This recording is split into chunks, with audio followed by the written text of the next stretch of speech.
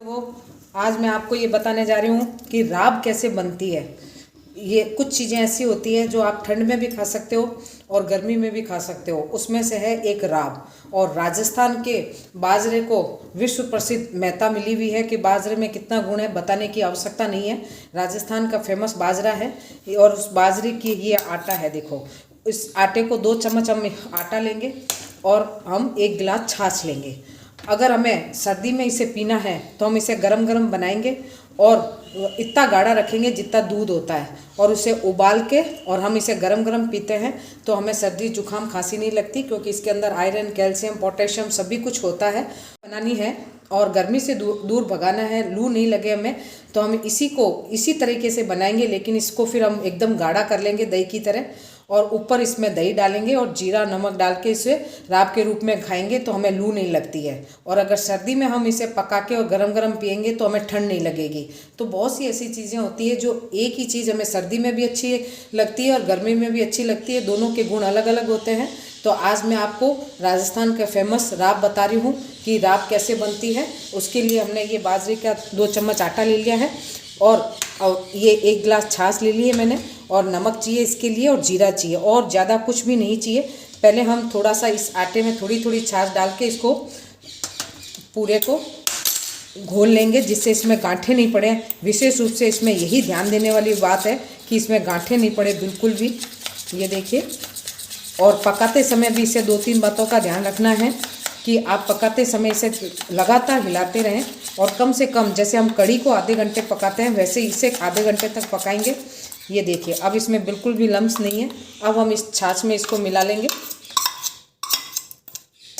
ये देखिए पूरा। और हमने दूसरी तरफ ये गैस पर एक कढ़ाई रख रखी है और अब हम इस बाजरे के आटे को और छाछ को खूब अच्छे से हम इसे उबालेंगे।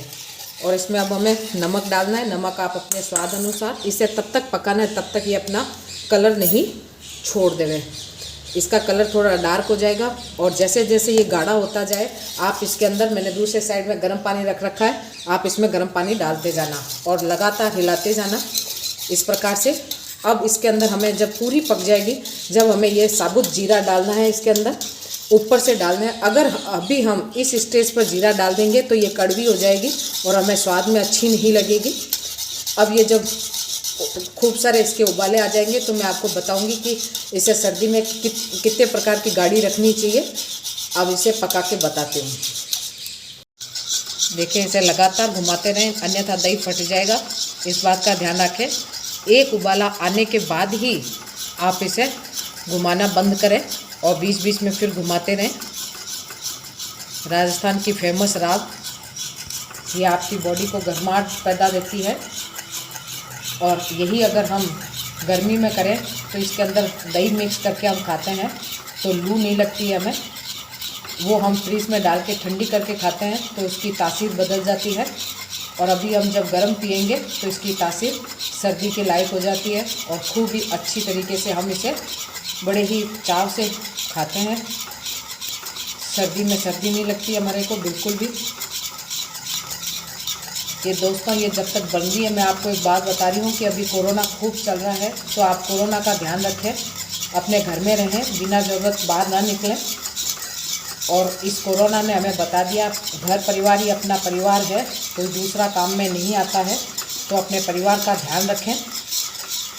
ये केवल मेरी एक सलाह मात्र है। आपको अच्छा लगे तो मेरी सलाह को सदुपयोग करें और घर से बाहर बिना ज़रूरत के न निकलें। ये देखिए, अपन बात कर रहे हैं तब तक इसमें उबाल आ गया है और कम से कम हम इसे आधा घंटे तक उबाल दिलाएंगे और फिर उसके बाद में इसे परोसेंगे हम। ये देखिए दोस्तों, धीरे धीरे कलर बदल रहा है। मौसम बहुत ठंडा हो रहा है, बारिश आ रही है आज। इस बारिश में अगर राब पिए तो हमें बिल्कुल भी ठंड नहीं लगेगी। सर्दी जुखाम बुखार के लिए ये रामबाण है राब। गरम गरम राब पिएंगे तो गर्माहट पैदा होएगी हमें और ठंड लगने के चांस कम रहेंगे।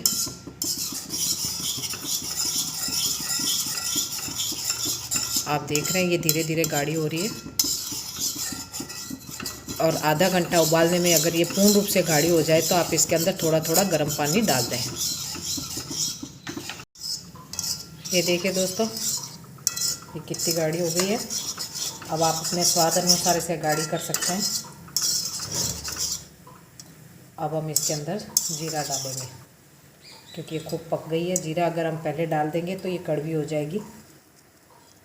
अब जीरा डालने के बाद 5-7 मिनट और पकाएंगे हम।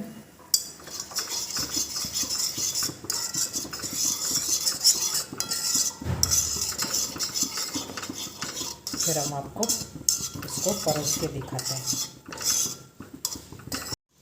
ये देखिए दोस्तों, ये इस प्रकार से बन गई है।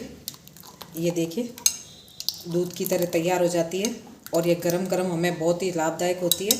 हम इसको इसके साथ गुड़ को खाते हैं, एक घूंट इसका लेते हैं और एक टुकड़ा हम गुड़ का खाते हैं। दोनों का कॉम्बिनेशन बहुत अच्छा है।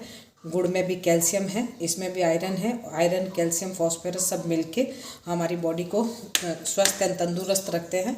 और अब मैं आपको ये देखिए राजस्थानी स्टाइल में कुल्हड़ में डाल के आपको इस प्रकार से, हम जब शादियों में आपने देखा होगा राजस्थान में, जब अगर आप किसी शादी में आए तो इस प्रकार से आपको ये राब मिलेगी। इसके अंदर आप ये भुना हुआ जीरा ऊपर से डाल देंगे, थोड़ी सी कम धनिया पत्ती डाल देंगे, और ये इस प्रकार से ये कुल्हड़ में हम इस प्रकार से राब पीते हैं। ये तरीका तो है ठंड में गरम गरम पीने का।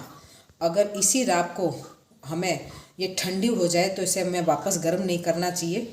गाँव में लोग क्या करते हैं कि इसी राब को जब रात को ठंडी हो जाती है तो दूध को गर्म करके और इसके अंदर डालते हैं और उसके साथ रोटी खाते हैं, और साथ में ये गुड़ रहता है। क्योंकि इसमें भरपूर मात्रा में आयरन और कैल्शियम होता है, तो हमें दोबारा गर्म नहीं करना चाहिए। गर्म दूध डाल के भी इसे रात को रोटी खा सकते हैं या दिन में रोटी खा सकते हैं, ये आपकी मर्ज़ी है।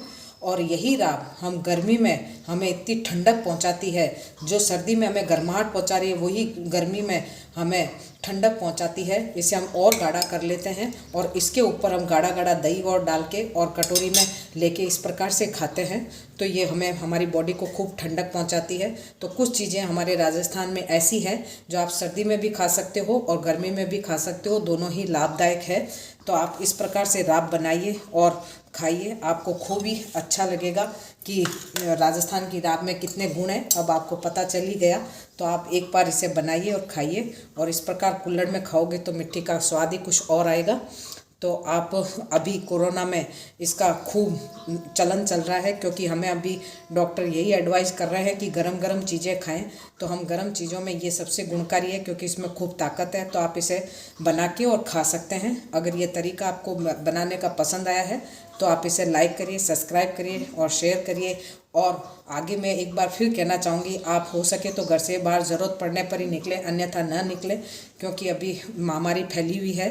तो हम जितना अपने को खुद ध्यान रख सकते हैं उतना और कोई अपना ध्यान नहीं रख सकता। इसलिए अपने परिवार के साथ रहिए और समय व्यतीत करिए। धन्यवाद।